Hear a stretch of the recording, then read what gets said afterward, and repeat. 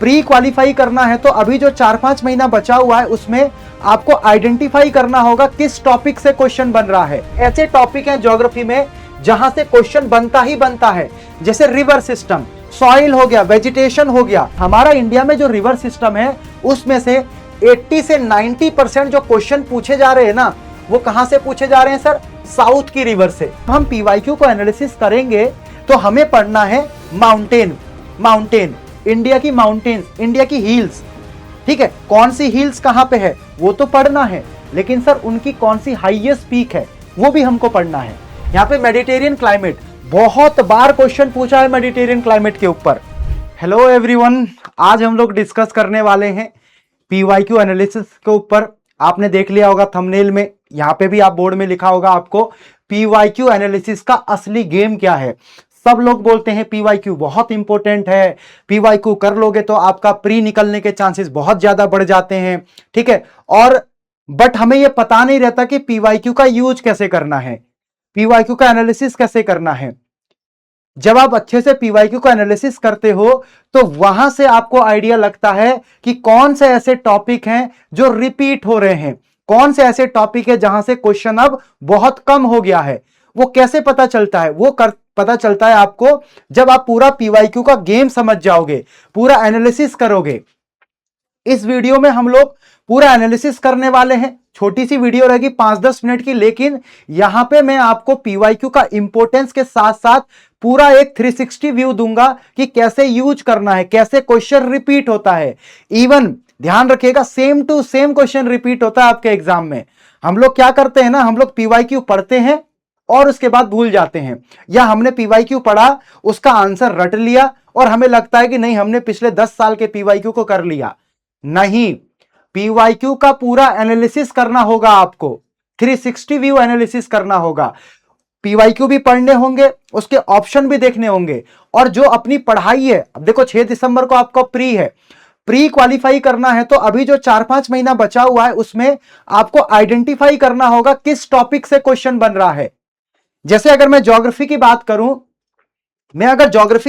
यहां पे तो आपको दिखेगा, यहां पे देखो कुछ ऐसे टॉपिक हैं ज्योग्राफी में जहां से क्वेश्चन बनता ही बनता है, जैसे रिवर सिस्टम, सॉइल हो गया, वेजिटेशन हो गया, यहां से क्वेश्चन बनता है। रैंडम रीडिंग से नहीं मिले आपका प्री होगा। अगर आप सिर्फ रैंडम रीडिंग करने जाओगे, पीवाईक्यू को एनालिसिस नहीं करोगे, तो प्री क्वालिफाई करना बहुत मुश्किल हो जाएगा। क्योंकि पढ़ने को तो बहुत कुछ है, कितना पढ़ोगे आप, करंट अफेयर्स कितना पढ़ोगे, हिस्ट्री कितना पढ़ोगे, ज्योग्राफी कितना पढ़ोगे, लेकिन अगर रैंडम रीडिंग करोगे तो बहुत पीछे छूट जाओगे। कम टाइम में एक अच्छी तरीके से प्रिपेयर करके, पीवाईक्यू का यूज करके, जो हमें उन टॉपिक को आइडेंटिफाई करना है जिससे बार बार क्वेश्चन रिपीट हो रहा है, उन पे बिल्कुल हथौड़ा मार के अपने आप को प्री क्वालिफाई कराना है। तो ये वीडियो अंत तक देखिएगा, बहुत इंपॉर्टेंट होने वाला है। जैसे मैंने बताया, कुछ ऐसे टॉपिक्स होते हैं ना, मस्ट डू टॉपिक्स होते हैं वो, जहां से क्वेश्चन रिपीट होता है। जैसे अभी मैंने बताया रिवर सिस्टम, सॉइल हो गया, वेजिटेशन हो गया, मिनरल्स हो गया, डैम। अब देखो, जो चीज मैं यहां पे बताने जा रहा हूं वो चीज शायद आपको नहीं पता होगा इतना। ठीक है, जैसे मान लो आप ज्योग्राफी में रिवर सिस्टम पढ़ रहे हो, ठीक है, रिवर सिस्टम, बट कभी भी आप पीवाईक्यू को जब एनालिसिस करोगे ना तो आपको पता चलेगा कि हमारा इंडिया में जो रिवर सिस्टम है उसमें से 80 से 90% जो क्वेश्चन पूछे जा रहे हैं ना, वो कहां से पूछे जा रहे हैं सर? साउथ की रिवर से, साउथ इंडिया की रिवर से, या अपने पेनिनसुलर इंडिया की रिवर से, गोदावरी, कृष्णा, कावेरी, महानदी, यहां से क्वेश्चन पूछे जा रहे हैं।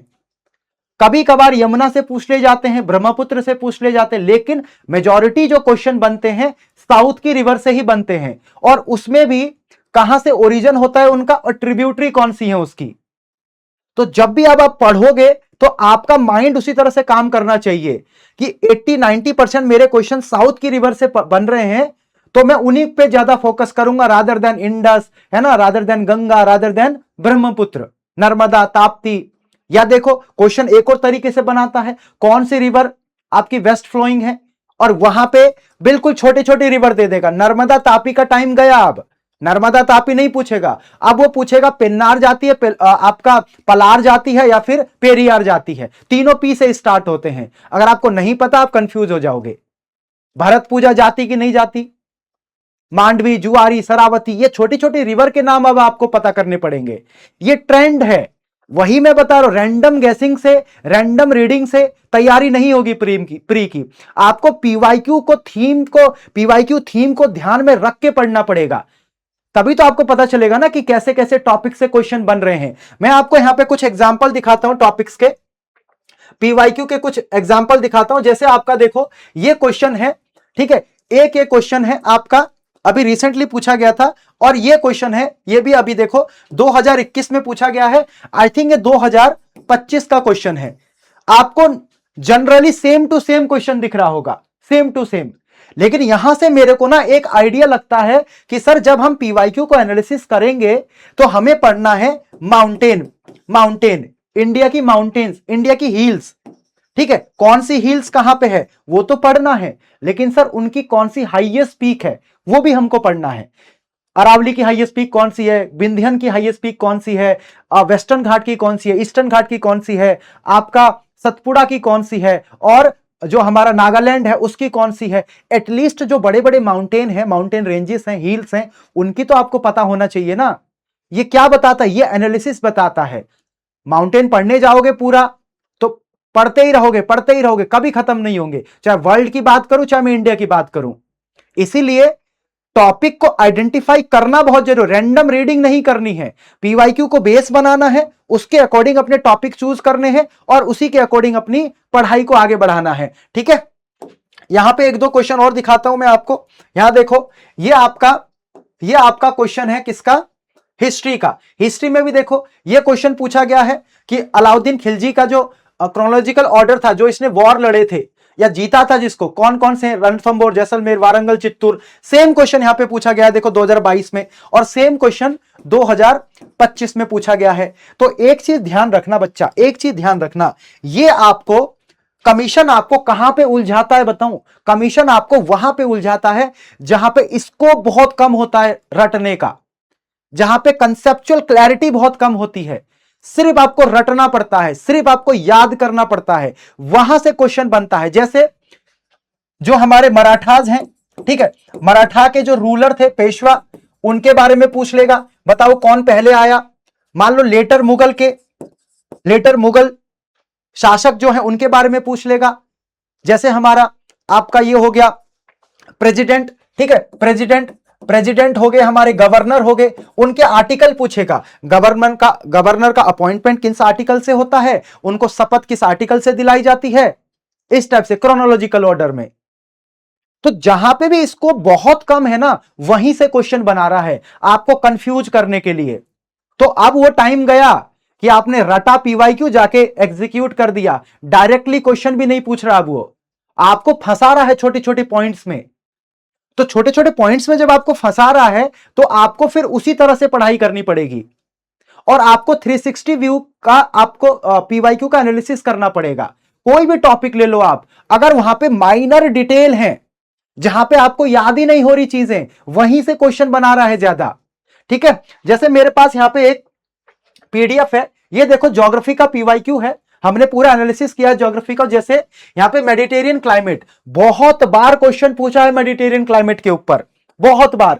अब ये क्वेश्चन पूछा क्यों गया था? क्योंकि वहां पे अभी देखोगे, ठीक है, 2024 में आप देखोगे मेडिटेरियन मेडिटेरियन जो हमारा सी है, वहां पे एक क्लाइमेट वो आया था साइक्लोन, इसलिए वो न्यूज में था। और जनरली यूपी पीसीएस का फेवरेट टॉपिक है ये। क्लाइमेटिक रीजन में दो क्लाइमेटिक रीजन इंपॉर्टेंट है, मेडिटेरियन, ट्रॉपिकल, खत्म क्लाइमेटिक रीजन।